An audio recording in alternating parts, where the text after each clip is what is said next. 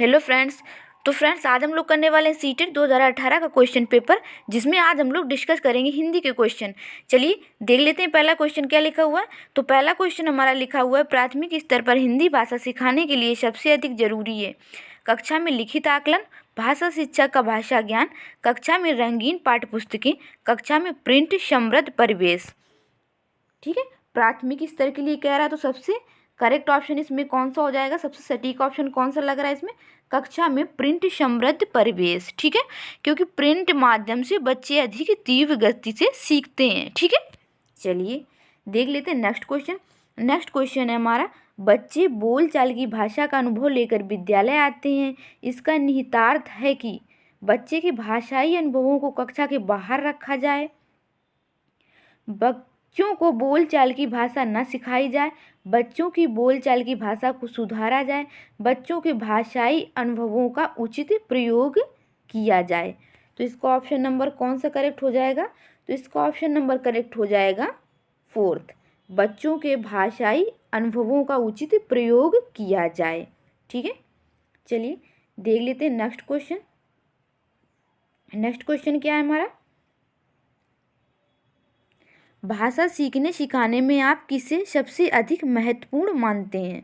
बाल साहित्य, संज्ञानात्मक विकास, सामाजिक अंतःक्रिया, दृश्य श्रव्य सामग्री। ठीक है, भाषा के बारे में पूछ रहा है ना, तो भाषा सीखने के लिए सबसे अधिक इम्पॉर्टेंट हमारा होगा सामाजिक अंतःक्रिया।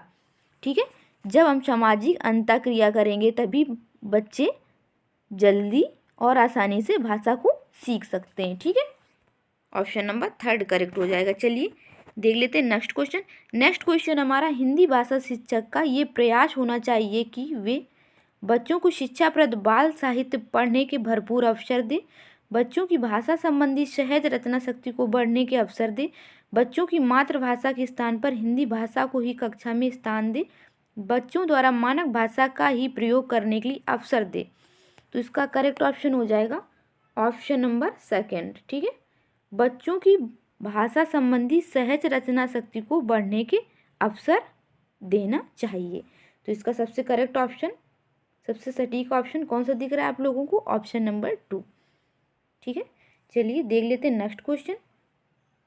देख लीजिए नेक्स्ट क्वेश्चन हमारा क्या लिखा हुआ है, कक्षा में 5 बच्चों के भाषा आकलन के संदर्भ में आप किस सवाल को सबसे कमजोर मानते हैं? ईदगाह कहानी में हामिद ने मेले से क्या खरीदा? केशव सबसे क्या कहता होगा? कल्पना करके केशव के शब्दों में लिखो।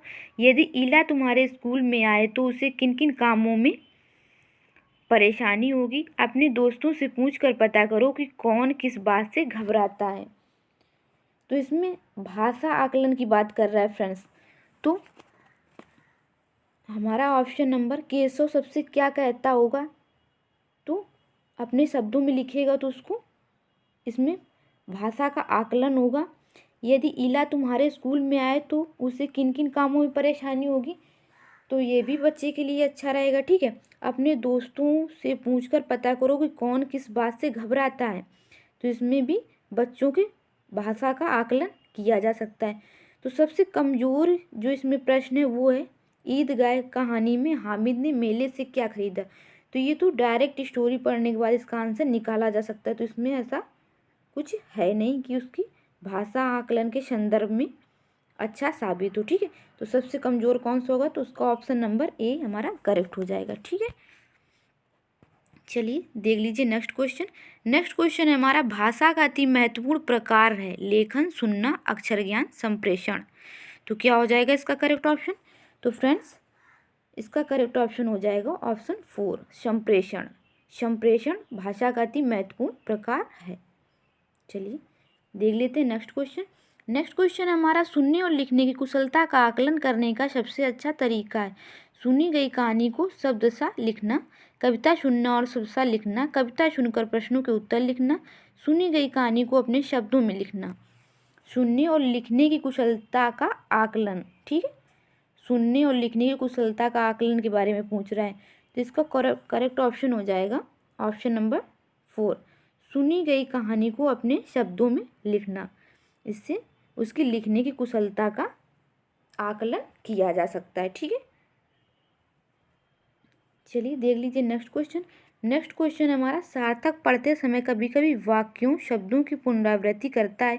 ये भाषाई व्यवहार दर्शाता है कि उसे लंबे शब्दों को पढ़ने में कठिनाई होती है, वे पढ़ने में अधिक समय लेता है, वे अटक अटक कर ही पढ़ सकता है, वे समझ के साथ पढ़ने की कोशिश करता है। तो इसका करेक्ट ऑप्शन क्या हो जाएगा? Option number 4। ठीक है, सार्थक पढ़ते समय कभी कभी शब्दों की पुनरावृत्ति करता है, इसका मतलब हो जाएगा कि वे समझ के साथ पढ़ने की कोशिश करता है। तो इसका ऑप्शन नंबर 4 करेक्ट हो जाएगा। चलिए नेक्स्ट क्वेश्चन देखते हैं। नेक्स्ट क्वेश्चन है हमारा, हिंदी भाषा में आकलन का उद्देश्य नहीं है। क्या नहीं है आकलन का उद्देश्य? देख लीजिए, हिंदी भाषा में आकलन का उद्देश्य नहीं है। बच्चों की भाषागत त्रुटियों को ही पहचान करना, बच्चे की भाषा प्रगति को अभिभावकों और शिक्षकों को बताना, भाषा सीखने के संदर्भ में प्रत्येक बच्चे की विशेष आवश्यकता की पहचान करना, भाषा सीखने सिखाने की प्रक्रिया को उन्नत बनाना। ठीक है, हिंदी भाषा में आकलन का उद्देश्य नहीं है। ठीक है, तो उद्देश्य नहीं है पूछ रहा है, तो बच्चों की भाषागत त्रुटियों की पहचान करना, ये तो उद्देश्य हो जाएगा हमारा।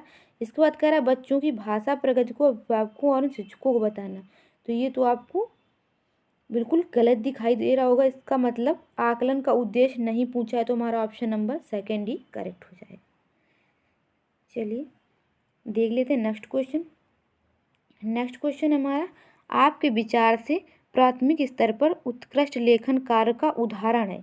किसी आंखों देखी घटना का लिखित वर्णन करना, छुट्टियां कैसे मनाई इस विषय पर अनुच्छेद लिखना, मेरे सपनों का भारत विषय पर अनुच्छेद लिखना, पाठ्य पुस्तक से इतर कठिन शब्दों का श्रुत लेखन।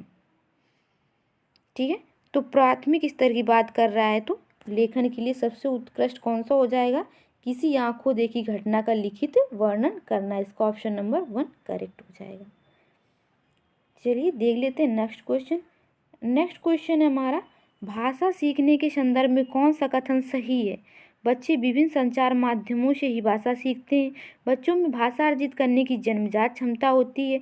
बच्चों में भाषा अर्जित करने की जन्मजात क्षमता नहीं होती है। बच्चे विद्यालय आकर ही भाषा सीखते हैं। तो इसका करेक्ट ऑप्शन कौन सा होगा? तो सबसे पहले हम देख लेते हैं कौन सा नहीं होगा, उसको क्रॉस कर लेते हैं। बच्चे विभिन्न संचार माध्यमों से ही भाषा सीखते हैं। ठीक है, बच्चों में भाषा अर्जित करने की जन्मजात क्षमता होती है, तो इसका करेक्ट ऑप्शन हो जाएगा ऑप्शन नंबर 2। बच्चों में भाषा अर्जित करने की जन्मजात क्षमता होती है। ठीक है, ये बिल्कुल आपका इनकरेक्ट हो जाएगा। बच्चे विद्यालय आकर ही भाषा सीखते हैं, बच्चों में भाषा अर्जित करने की क्षमता नहीं होती, ये भी और ये भी, तो ऑप्शन नंबर 2 आपका करेक्ट हो जाएगा। चलिए इसके बाद देख लेते हैं, डिस्ग्राफिया से प्रभावित बच्चों को मुख्य रूप से में कठिनाई होती है लिखने में, सुनने में, बोलने में, पढ़ने में। ठीक है, तो इसका ऑप्शन नंबर कौन सा करेक्ट हो जाएगा? इसका ऑप्शन नंबर करेक्ट हो जाएगा 1। जो डिस्ग्राफिया है हमारा, ये लेखन से संबंधित है। ठीक है, तो इसका ऑप्शन नंबर 1 करेक्ट हो जाएगा। चलिए देख लेते हैं नेक्स्ट क्वेश्चन। नेक्स्ट क्वेश्चन हमारा क्या है? नेक्स्ट क्वेश्चन है हमारा, प्राथमिक स्तर की हिंदी भाषा की पाठ्य पुस्तक में आप किसे सर्वाधिक महत्वपूर्ण मानते हैं? हिंदी भाषा को विविध रूप देने वाली रचनाएं, बहुत प्रसिद्ध लेखकों की प्रसिद्ध रचनाएं, नैतिक मूल्यों वाली कहानी, कविताएं, बहुतायत में दिए गए अभ्यास कार्य। तो इसका कौन सा ऑप्शन करेक्ट हो जाएगा? तो इसका ऑप्शन नंबर करेक्ट हो जाएगा फ्रेंड्स पहला, हिंदी भाषा को विविध रूप देने वाली रचनाएं। चलिए देख लेते हैं नेक्स्ट क्वेश्चन। तो नेक्स्ट क्वेश्चन है हमारा, बहुभाषिक कक्षा में बच्चों की भाषाएं भाषा सीखने की प्रक्रिया को बाधित करती हैं, संसाधन के रूप में कार्य कर सकती हैं, शिक्षक के लिए बेहद जटिल चुनौती है, आकलन की प्रक्रिया को बाधित करती हैं। तो ये तो आपका इनकरेक्ट हो जाएगा, बाधित नहीं करेंगी। शिक्षक के लिए जटिल चुनौती ये भी नहीं होगा, आकलन की प्रक्रिया को बाधित करती हैं ऐसा भी नहीं हो सकता। तो इसका करेक्ट ऑप्शन हो जाएगा ऑप्शन नंबर 2, संसाधन के रूप में कार्य कर सकती हैं। चलिए देख लेते हैं नेक्स्ट क्वेश्चन। नेक्स्ट क्वेश्चन है हमारा, भाषा सीखने और भाषा अर्जित करने का मुख्य आधार है। भाषा की जटिल संरचनाएं, भाषा की पाठ्यपुस्तकें, भाषा का लिखित आकलन, भाषा का उपलब्ध परिवेश। तो इसका ऑप्शन नंबर करेक्ट हो जाएगा 4, भाषा का उपलब्ध परिवेश। चलिए इसके बाद देख लेते हैं हम नीचे दिए गए पद्यांश को पढ़कर पूछे गए प्रश्नों का हल निकालना है हमें, मीन्स उत्तर देना है। चलिए पढ़ लेते हैं। पूर्व चलने के बटोही बाट की पहचान कर लें, है अनिश्चित किस जगह पर सरित गिर गहर मिलेंगे, है अनिश्चित किस जगह पर बाग वन सुंदर मिलेंगे, किस जगह यात्रा खत्म हो जाएगी ये भी अनिश्चित, है अनिश्चित कब सुमन कब कंटकों के शर मिलेंगे, कौन सहसा छू जाएंगे मिलेंगे कौन सहसा आ पड़े, कुछ भी रुकेगा तू ना ऐसी आन कर ले, पूर्व चलने के बटोही बाट की पहचान कर ले। चलिए देख लेते हैं क्वेश्चन। तो क्वेश्चन हमारा है, कविता की पंक्तियों में यात्रा की किस विशेषता की ओर संकेत किया गया है? साहस की ओर, कठिनाइयों की ओर, सुखों की ओर, अनिश्चितता की ओर। ठीक है, तो इसका करेक्ट ऑप्शन क्या हो जाएगा? आप लोग आसानी से कविता से समझ सकते हैं। ठीक है, कि किसकी ओर संकेत कर रहा है? कठिनाई की ओर। ठीक है, तो इसका ऑप्शन नंबर 2 करेक्ट हो जाएगा। चलिए नेक्स्ट क्वेश्चन देख लेते हैं। कविता में आए सुमन और कंटक किस भाव के प्रतीक हैं? सुमन और कंटक किस भाव के प्रतीक हैं?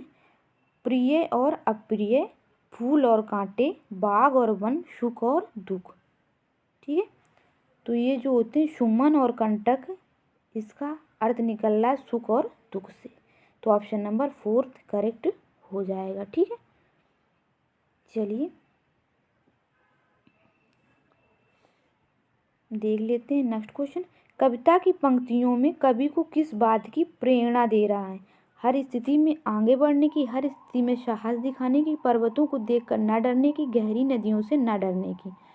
तो इसका ऑप्शन नंबर करेक्ट हो जाएगा हर स्थिति में आगे बढ़ने के। ऑप्शन नंबर 1 करेक्ट हो जाएगा। चलिए नेक्स्ट क्वेश्चन देख लेते हैं। नेक्स्ट क्वेश्चन हमारा, इस जीवन यात्रा में जीवन यात्रा में सब और सुख है, कुछ भी निश्चित नहीं, सब कुछ निश्चित है, सब और मुश्किलें हैं। ठीक है, जो आपने कविता पढ़ी उसी के अकॉर्डिंग इसका आंसर करना है।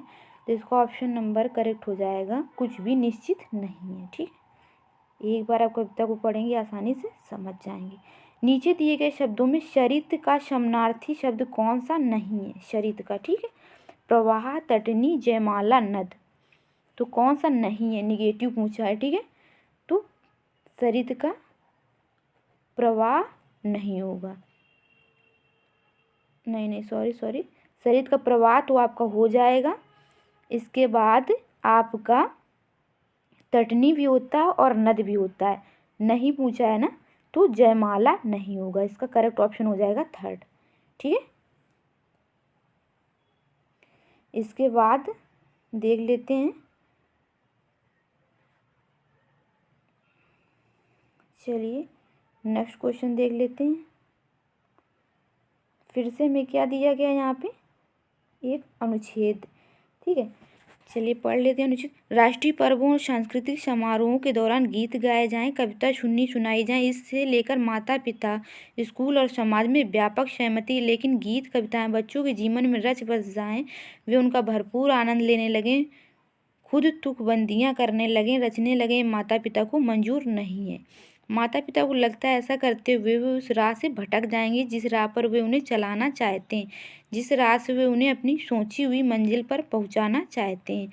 उनकी इस इच्छा में ये निहित है कि बच्चे वैसा कुछ भी नहीं करें जो वो करना चाहते हैं, बल्कि वे वैसा करें जैसा माता पिता चाहते हैं। उनके भीतर बच्चे की स्वतंत्रतापूर्वक सीखने की प्रक्रिया के प्रति सतत संदेह और गहरा डर बना रहता है। यही हाल स्कूल का भी है। गीत कविता स्कूल और कक्षाओं की रोज़मर्रा की गतिविधि का हिस्सा बन जाए, ये स्कूल को मंजूर नहीं है। स्कूल को लगता है कि इस सब के लिए समय कहाँ है, ये पाठ्य पुस्तक से बाहर की गतिविधि है। शिक्षक और शिक्षा अधिकारी चाहते हैं कि शिक्षक पहले परीक्षा परिणाम बेहतर लाने के लिए काम करे, दूसरी ओर हमारी संस्कृति और समाज में गीत कविता की जो जगहें थी वे जगह लगातार सीमित हुई हैं। गीत गाने, सुनने सुनाने के अवसर हुआ करते थे। वे अवसर ही गीत कविताओं को गुनगुनाते रह सकने के लिए, याद करने को प्रेरित करते थे, सहेजने और रचने के लिए प्रेरित करते थे, उनमें कुछ जोड़ने के लिए प्रेरित करते थे। इन सब के लिए अतिरिक्त प्रयासों की जरूरत नहीं पड़ती थी। वे जीवन शैली का स्वाभाविक हिस्सा था। बच्चों के लिए पढ़ाई से अधिक खेलने कूदने के लिए समय और जगह थी। खेलने कूदने की मस्ती के दौरान ही उनके बीच से स्वतः ही नए खेलों, तुकबंदियों और खेल गीतों और बाल गीतों का सृजन भी हो जाया करता था। ठीक है, चलिए अब इससे रिलेटेड क्वेश्चन आ जाते हैं। क्वेश्चन नंबर अभी और बचा हुआ है स्टोरी। उनकी ये रचनाएं चलने में आ जाया करती थी, जमान पर चढ़ जाती थी और सालों साल उनकी टोलियों के बीच बनी रहती थी। समय साथ उनके कुछ कमी पाए जाने पर संशोधित होती रहती थी। चलिए 112 का आंसर देखते हैं क्या होगा।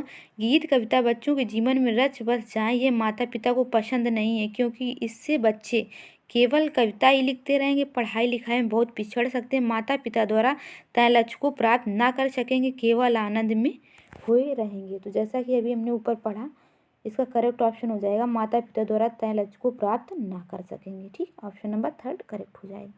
नेक्स्ट वन हम देख लेते हैं। गीत कविता स्कूलों को भी पसंद नहीं है, क्योंकि उन्हें लगता है कि ये सीखना बहुत ही कठिन काम है। स्कूली पढ़ाई लिखाई से इसका कोई संबंध नहीं, इससे बच्चों का बहुत समय नष्ट होता है, इससे परीक्षा परिणाम देर से आएंगे। ठीक है, तो इसका करेक्ट ऑप्शन होगा, स्कूल सोचते हैं कि इसका पढ़ाई लिखाई से कोई संबंध नहीं है। ऑप्शन नंबर 2 करेक्ट हो जाएगा। इसके बाद नेक्स्ट क्वेश्चन देखते हैं। गीत कविता के बारे में कौन सा कथन सही नहीं है?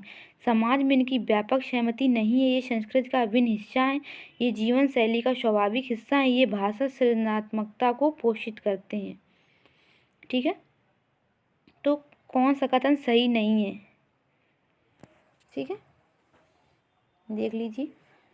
तो इसको ऑप्शन नंबर 3 करेक्ट हो जाएगा, ये जीवन शैली का स्वाभाविक हिस्सा है। ठीक है, ये सही नहीं है। इसके बाद देखते हैं शिक्षा व्यवस्था गीत कविता को किस दृष्टि से देखती है? संपूरक के रूप में, बाधक के रूप में, साधक के रूप में, सहयोगी के रूप में?